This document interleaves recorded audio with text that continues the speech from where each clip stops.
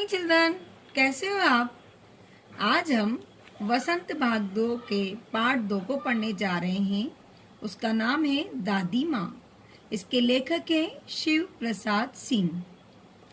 इस पाठ को शॉर्ट में मैं आपको समझा रही हूँ।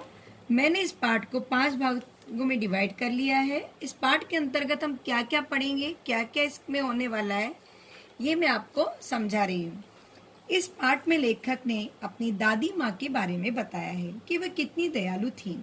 अपने अच्छे स्वभाव के कारण वे घर और बाहर दोनों जगह के लोगों की ही प्रिय थीं।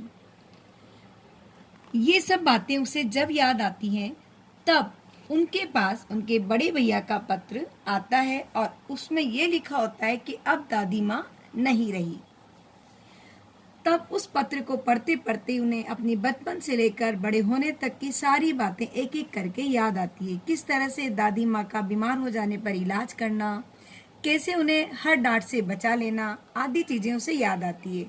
उसी में पहला पॉइंट है हमारा, लेखक जब बीमार हुआ। लेखक की उम्र 20 साल से ज्यादा होने पर भी जरा सी कठिनाई पड़ती ही वो उदास हो जाता है। न चाहते हुए भी ऐसे समय में उसके सामने दादी माँ की शीतल छाया नाच उठती है।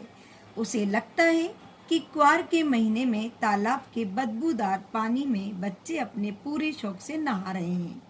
लेखक भी 1-2 बार नहाया ही था कि वो बीमार पड़ गया और उसका बुखार रात 12 बजे के बाद ही उतर सका। नाउ सेकंड पॉइंट हमने बनाया है दादी माँ के द्वारा इलाज। बीमार लेखक दिन में चादर ओढ़कर सोया हुआ था। उसी समय उसकी दादी माँ उस झाग वाले पानी में नहाकर आई थी। सन से सफेद बालों से पानी टपक रहा था। आते ही देखा कि लेखक चादर ओढ़कर सोया हुआ है तो उसे चेक किया। उसका सर छुआ, उसका पेट छूकर देखा, किसी चबूतरे की मिट्टी मुंह में डाली। दिन रात चारपाई के पास बैठी रही, कभी हाथ पैर सहलाती तो कभी दालचीनी का लेप करती और मूंग की दाल की खिचड़ी बनाने की हिदायत देती। उन्हें गवई 50 किस्म की दवाओं के नाम याद थे। गांव में कोई भी बीमार होता, दादी माँ सबसे पहले पहुंच जाती। वही हाथ माथा छूना तथा भूत से लेकर मलेरिया, सरसाम, निमोनिया आदि का विश्वास पूर्वक अनुमान लगा देती। बीमारी में साफ सफाई का बहुत ध्यान रखती थी। तकिए की गिलाफ न बदले जाए तो वो नाराज सी हो जाती थी। थर्ड पॉइंट हमने बनाया एक दोपहर के समय का अप्रिय प्रसंग। एक दोपहर में दादी माँ रामी की चाची धन्नो पर खूब बिगड़ रही थी। उसमें मई सूद के सारे पैसे वापस करने की बात वो कह रही थी। धन्नो पैसे फसल पर वापस करने की बात कह रही थी। धन्नो ने लड़की की शादी और उसके निस्तार का वास्ता देकर दादी माँ के पैर छूना चाहा, पर दादी माँ ने कहा, चल हट पीछे, अभी नहाकर आई हूँ। लेखक ने कहा, दादी ये बाद में पैसे दे देगी। इस घटना के कई दिन बाद एक दिन धन्नो दादी को आशीर्वाद देती जा रही थी कि लेखक की उससे मुलाकात हो गई। लेखक ने कहा कि उस दिन तो दादी तुम्हें बहुत डांट रही थी, फिर तुम उन्हें आशीर्वाद क्यों दे रही हो। धन्नो बोली, बेटा वह तो देवता है, उन्होंने पीछे के सभी रुपये माफ करते हुए बेटी की शादी के लिए 10 रुपये और भी दिए हैं। उस समय 10 रुपये ही बहुत बड़ी रकम हुआ करती थी। नाउ फोर्थ पॉइंट, विवाह उत्सव के रत जगह का अभिनय। रत जगह का अर्थ होता है रात भर जागकर। विवाह की रात में जब बारात चली जाती है तो औरतें रात भर जागकर एक अभिनय मतलब नाटक करती हैं, जिसमें शादी से लेकर पुत्र उत्पत्ति तक के सभी दृश्य दिखाए जाते हैं। ये सारे पाठ महिलाएं ही करती हैं।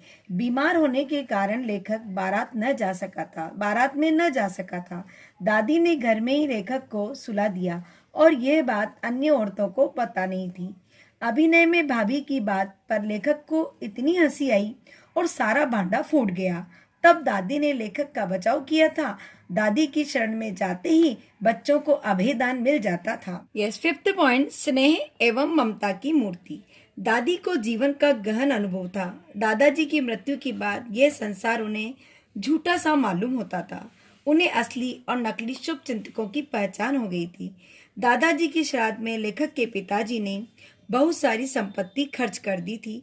दादी अकेली होने के कारण बहुत उदास रहने लगी। वे अपना अधिकांश समय पूजा पाठ में ही बिताती थी। एक सुबह पिताजी और किशन भैया उदास बैठे हुए थे। अब रुपये कोई उधार देता न था। कुछ लोगों के पिछले पैसे भी बाकी थे। वे रोने से हो रहे थे।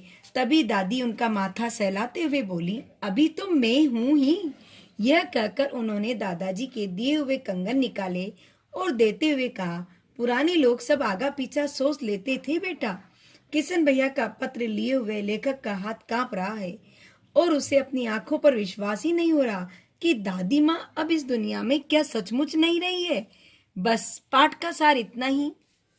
Thank you.